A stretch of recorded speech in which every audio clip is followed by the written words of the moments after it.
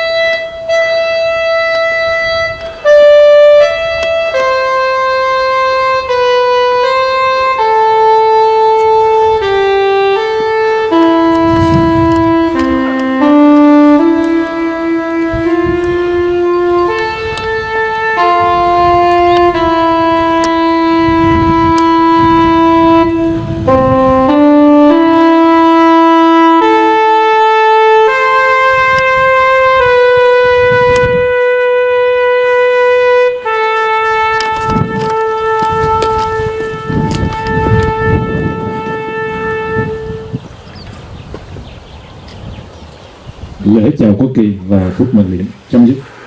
Sau đây xin mời quý quan khách đặt vòng hoa tưởng niệm. Trước hết mời bác sĩ anh Dũng và ban chấp hành cộng đồng lên đặt vòng hoa.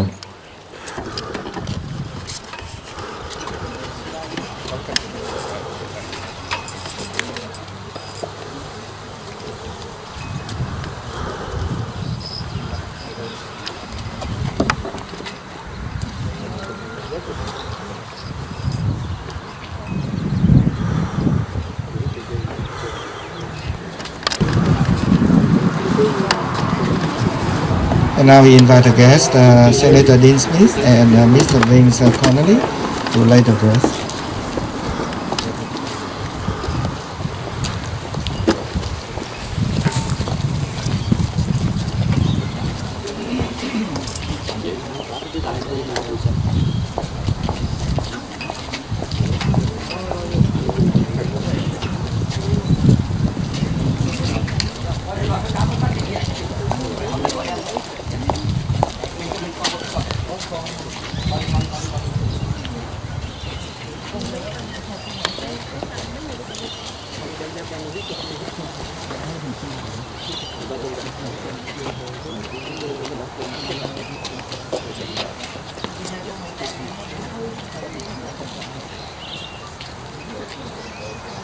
And now we invite Mr. Meredith Hamad, the MLA of Western Australia.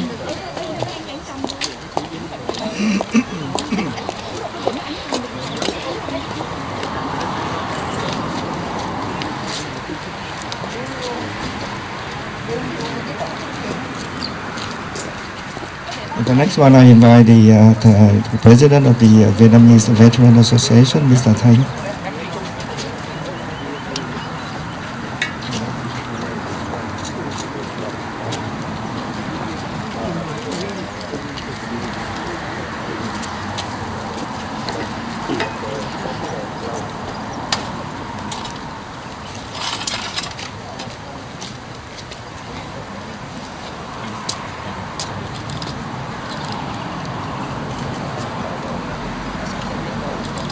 Next on I invite Mr. Hiền, the head of the Vietnamese Air Force alumni.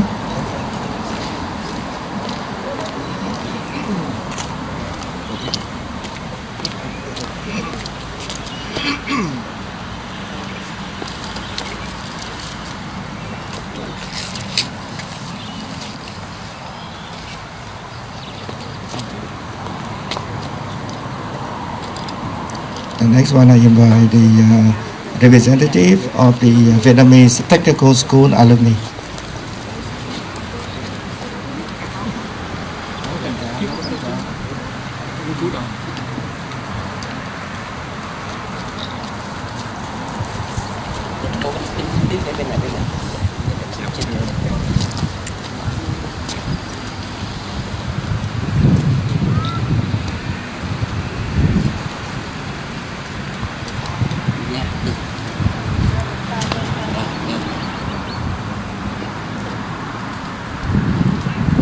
Xin cảm ơn. I will speak in Vietnamese first, very briefly, and I do the translation in English later. Kính thưa quý vị, kính thưa tất cả các quý vị lãnh đạo các tôn giáo và hội đoàn thể. Vì tình hình Covid đó, cho nên là mới ngày hôm qua chúng ta mới được relax cái restriction, tức là những cái luật lệ đó. Cho nên trong vòng 3 tháng vừa rồi đó mình không có dám tổ chức, cũng không có dám mời ai cả, tại mình sợ bị cancel lại đó. Cho nên là chúng ta thông cảm. Đáng lẽ là tôi có mặt tại camera,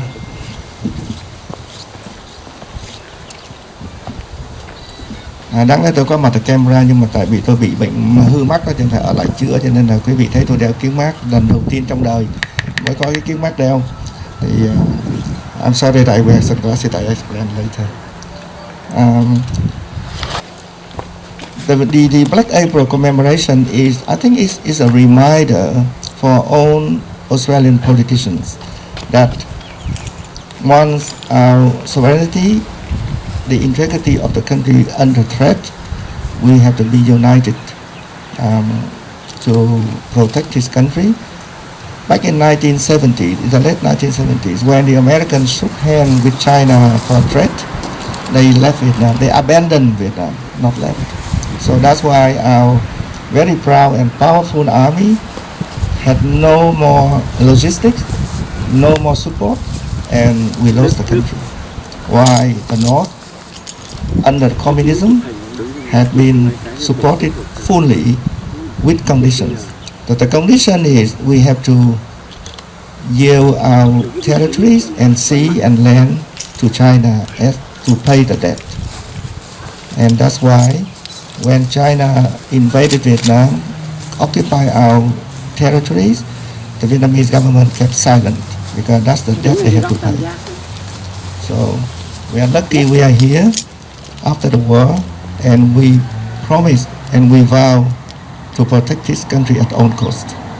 Doesn't matter what happens. So I think that in Vietnam now, 100 million people were forced to celebrate what they call the victory.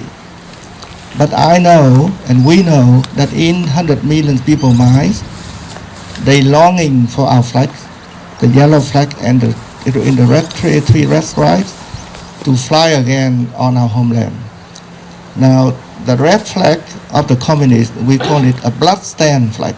It's been stained by so many bloods. 1 million of young people die for nothing from the north, and about 250,000 soldiers in the south die, along with more than 1 million civilians deaths. So the war in Vietnam, now they wrote it in a distorted history. It's not the real history. The real history comes from the people who escaped by boat or on feet to freedom. And among them, almost 500,000 perished on the sea or in the jungles. Now, that's why we commemorate this day every year until our country is free again. And we believe that our example is a good lesson for everyone under the threat from the communists, especially nowadays, China. Now, I have to say, frankly, China, no one else. Whoever share their borders with China have conflicts. Now, China, in their mentality for more than 2,000 years, always want to occupy neighbors. We apologize that we could not organize this commemoration in a full scale, but from yesterday, we are free now from the mask and things. The rules are relaxing, which is good, and we hope that next year will be a very big full-scale commemoration. Thank you so much. Tôi nói lại một vài tiếng bằng tiếng Việt thôi, thì là cái ngày lễ tưởng niệm này chúng ta làm mỗi năm, mà đó là cái gương, cái nước Việt Nam mất nước là một cái gương cho tất cả những người chính trị gia của nước Úc. Trong cái tình trạng bị đe dọa, chúng ta phải đoàn kết lại, vì chúng ta sẽ có thể dễ dàng mất nước với một cái người hàng xóm bự và rất là tham lam trong suốt mấy ngàn năm nay, chỉ có muốn xâm chiếm người khác mà thôi. Bất cứ quốc gia nào cùng chung biên giới với Trung Quốc đều đánh nhau hết. Đó là một cái gương để cho những người Úc sử dụng đất nước này, bảo vệ đất nước này cho chúng ta. Và tôi đã nói rằng người Việt chúng ta sang được đến đây sẽ thề cương quyết rằng không để đất nước này mất một lần thứ nhì. Và những chính trị gia ngây thơ tin rằng Trung Quốc không phải là kẻ thù, những người đó chúng ta không bao giờ nên bỏ phiếu cho họ. Okay. Next one, I will in honor to invite Senator Dean Smith to have a few words, and I'm sure that you don't need translation. Okay.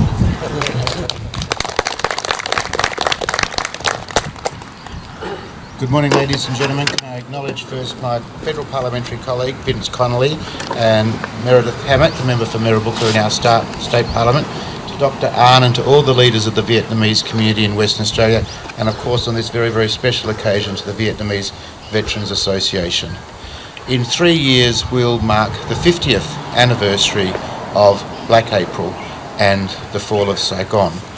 And while the fall of Saigon marks the conquest, the successful conquest of the communists over the democratic and freedom-loving South Vietnamese, celebrations like today honour the fact that while that conquest saw the victory for communism, today we celebrate and hold dear our faith that democracy and human rights and the rule of law will one day return to Vietnam. Today is a very, very important occasion because while we honour the sacrifice of those many Vietnamese soldiers and American soldiers and Australian soldiers, and on previous occasions I've talked about the sacrifice and the service of my father in Vietnam as part of the Australian Army, it's also an opportunity for us to celebrate the wonderful contribution that the Vietnamese community has made to Australia and importantly to Perth and the West Australian community. So while this is a very, very solemn occasion where we honour the sacrifice of so many other people in pursuit of democracy and human rights and the rule of law, it is also an opportunity to celebrate and congratulate the Vietnamese community in Western Australia. It is true that in almost 50 years, not much has changed in the world. Just when we think we are beating tyranny, it has this capacity to sneak up on us, and as Dr. Ahn has shared with us, the threats in our region, the threats in our world, whether they be in the Ukraine or in the South China Sea, are real. And it makes events like this morning so very, very important that we must always stay vigilant in the pursuit of democracy and human rights and the rule of law, and always hold to the ideal that they are rights that are bestowed on every human being in our world, irrespective of where they should live. Again, thank you very much for the kind invitation. It's an honour to be a regular participant in this event and delighted I can do it without wearing a mask. Thank you very much. Maybe before I invite MP Vince Connolly, I would like to invite Meredith Hamad first, the MLA of Western Australia.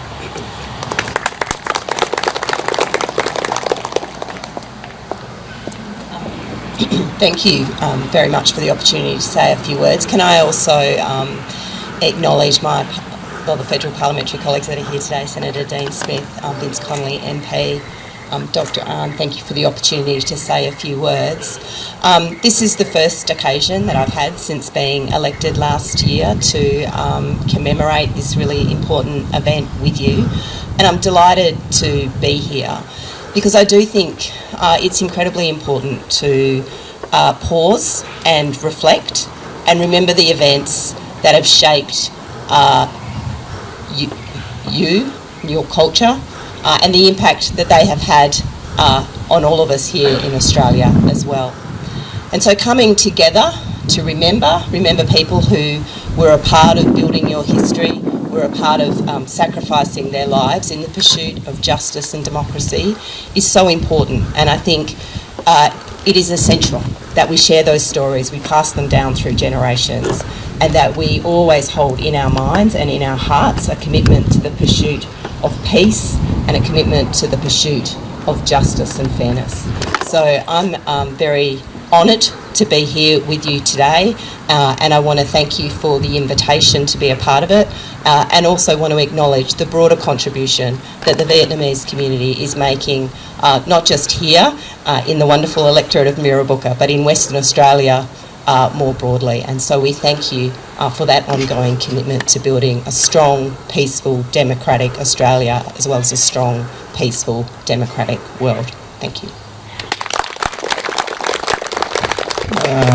Meredith Hamad là dân biểu của vùng Mirrabooka, và đảng lao động của bà đã tặng cho chúng ta miếng đất, mua có 1 đồng mấy thôi, nhưng mà đảng tự do Liberal đã cũng support chúng ta để xây cái đó. Cho nên đó là cái tinh hoa của cái nền dân chủ của nước Úc. I just mentioned that the Labour Party recently has kind of donated the land to us.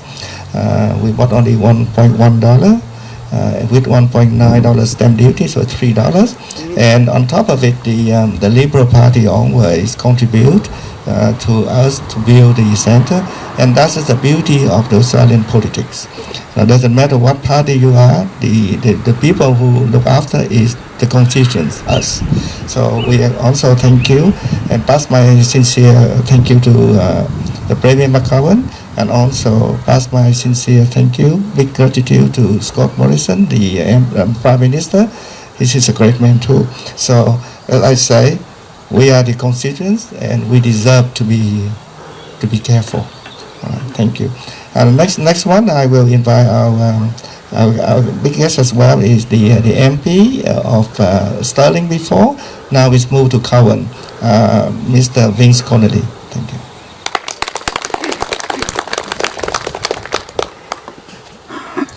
Thanks very much, Dr. Ahn. And we're very sorry that you have the eye injury, but we're also very pleased that it means you're with us here today in person instead of in Canberra.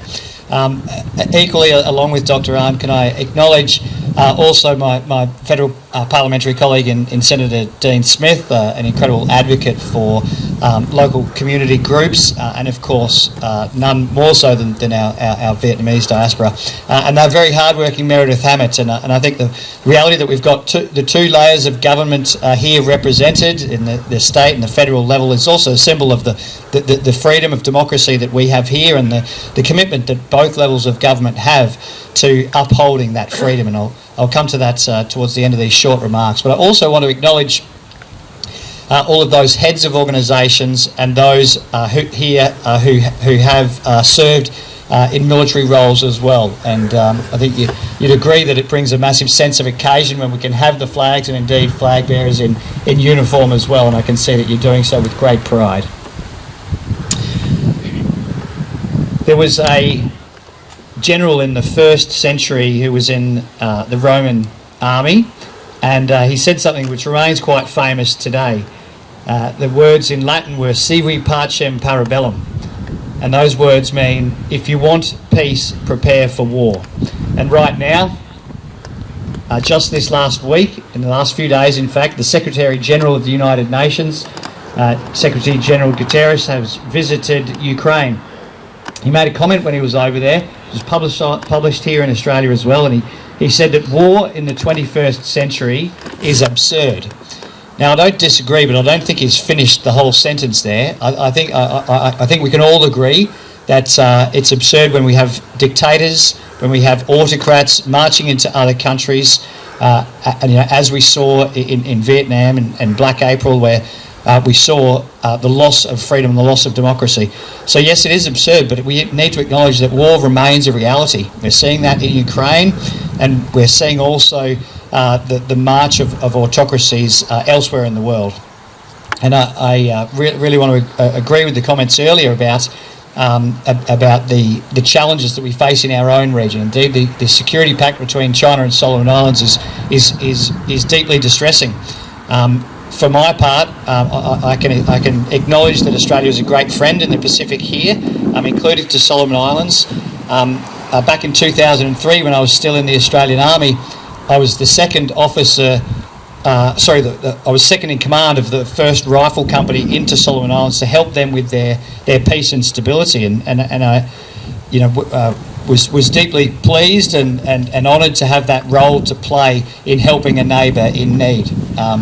And so that sort of commitment from our Australian government to peace and security is incredibly important. And we see and we learn and we commemorate, as we do today, the fall of Saigon, first and foremost for the loss of freedom and the sacrifices which Dean mentioned of the Vietnamese and also other allied nations who participated in that conflict. It also serves as a reminder, like I touched on earlier, that war is sadly, it remains with us. Now for our Vietnamese countrymen and women, for many of you who have joined us here in Australia, you now have 2 countries to love. And I know that you, as you said, Dr. Ahn, continue to work towards the restoration of democracy in Vietnam. We also have now a second country, and we welcome you, as we heard in the Australian National Anthem, for those who've come across the seas with boundless plains to share. And we're so pleased for our Vietnamese countrymen and women who are such a valued part of our society. And Dr. Ahn, I really appreciate you touching on that reality that we all now, as Australians, also have a responsibility to uphold our peace and democracy. And as a member now of the government, so serving in a different way, I just want to reassure you that our federal government remains absolutely committed to upholding democracy, peace and freedom in Australia. That does entailed massive investments, which we're seeing, but it's also the attitude of our parliamentarians, and so that I convey to you here today. We are also continuing that journey to uphold peace, freedom and democracy here in Australia. Thank you very much for allowing us to share this commemorative service today. I look forward to mingling a little further as well. Thanks, Dr. Arm. Yes, you are true that a lot of ex-soldiers, veterans, Vietnamese veterans here today, they constitute a very big part of this commemoration. So I will I will want to say thank you to the Vietnamese Veteran Association. And the next one is I will invite the president of the Vietnamese Veteran Association to come forward and deliver a speech. Thank you, Mr. Chair.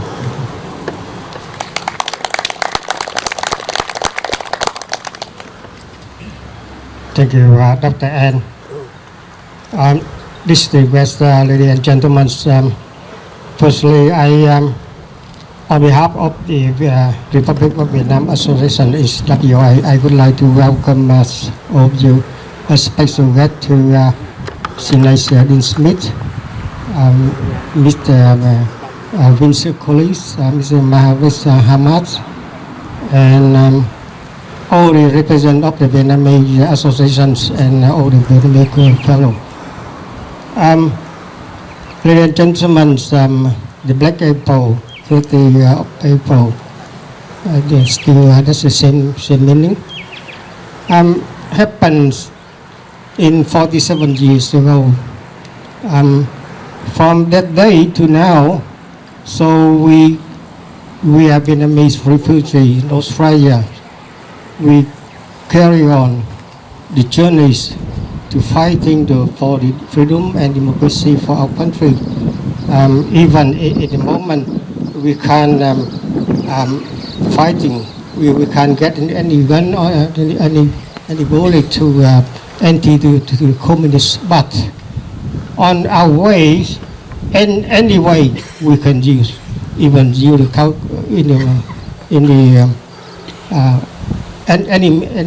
any manner we can use, or even cooperation with the Australian politicians as well, to support all the bad way or all the pressure from communist regime. They've been pressed down the Vietnamese community. I have a thought. We compare with the war in Ukraine at the moment.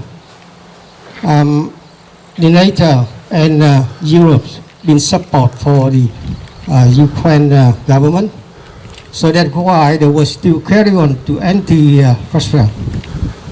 I have thought if in 30th of April, if all these Europe's government still support for Vietnamese regimes of South Vietnam, so I think the war never the end. Till now, I think so. But unfortunately, because the policy of the world has been changed, that's why the collapse of the South Vietnam is happened. But today, we even sometimes we very regret our regime, our even our country here. They still take the goal. We going on the way we fighting to communists. I think I don't want we standing in the sun is too long, so I just summarize my idea once again. 47 years of the Black April. I wish our Vietnamese communities represented by Dr. Ann and all of you with cooperation to the main things, to keep an eye for any action of the Vietnamese communists to Australia, and also the China government to Australia as well. That's the main thing in the moment. Thank you for your listening. Thank you, everyone. Thank you. Thank you, Mr. Chen, for his speech. I will want to keep you baked under the sun a little bit more because we need vitamin D. When the Vietnam War ended, I was 25 years old. On that day, and that's the last year that the medical school graduated. And growing up as a young man, we in our generation understand about the Vietnamese War very carefully. Most part of the Vietnam War was distorted by the communist propaganda, and people in the West have been kind of brainwashed in the way that even the American citizens in the Uni demonstrated against their own government. We know that. And after the war, everybody opened their eyes, bright eyes, and been enlightened because the aftermath of the Vietnam War was a terrible chapter in our history. 1.5 million of ex-soldiers were put into prison, very harsh prison, without any medical or surgical treatment for every illness. A lot of people have died and their graves never been found. And apart from that, their next generation, like children, were barred from entering university, and many end up on the street doing odd jobs. And the university places were reserved for the Communist Party members' family, and many of them didn't have enough intelligence to go through like medical school, and they have produced a mass produce of the medical graduates in Vietnam now, whose knowledge is terrible, and they have the license to kill because they are member of their families, the party member families. Now those things like that, we are very glad that our children here have a full education from beautiful Australia, and among 2 million of people who escaped Vietnam and live in the Western world, we have a big army, almost 500,000 professionals that Vietnam never be compared with. In our country, they promote like doctorate and art graduate, everything, but their quality is nothing.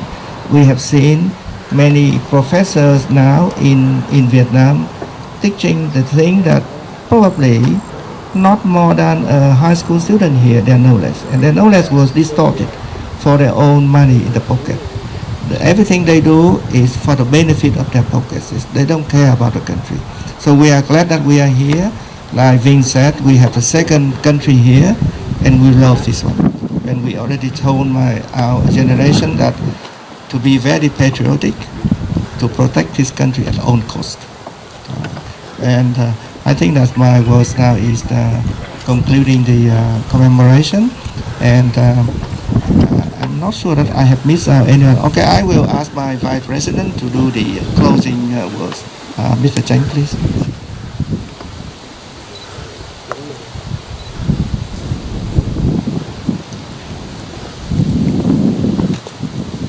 On behalf of Vietnamese community and organizer, I would like to thank all the people to come here to share with us. And we have another laying bricks in the Freedom Park in 12 o'clock. If someone want to, so please go over there. And once again, thank you very much.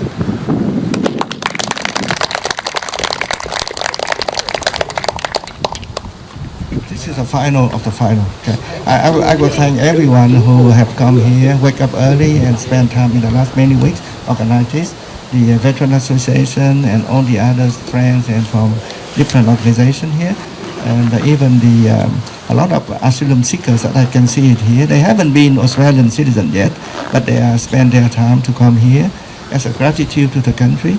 And we have built 2 monuments. This one is the Peace Park, Koondoola Park, along with the city of Wanneroo. The other one is the Vietnamese Boat People Monument of Gratitude on William Street. And the park was named in Vietnamese name, which is Tự Do Park, which is Liberty Park. And it will officially change the name in the year 2014. Now this is the first park in the world that's been changed into Vietnamese name.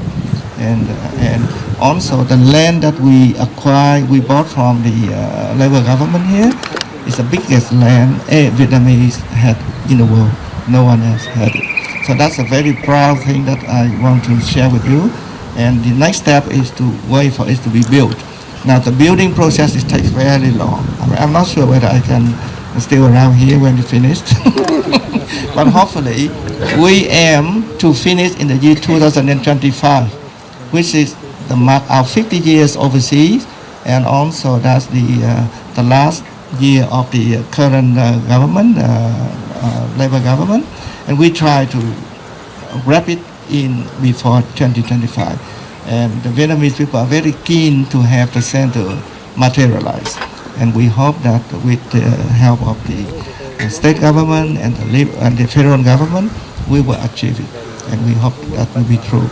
Anyone else have anything to say? You're welcome to come here to share.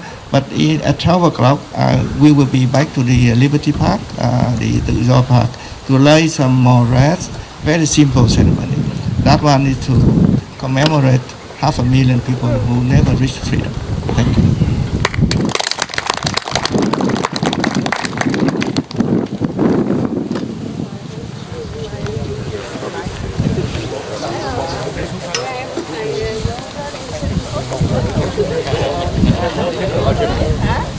Well said, my friend.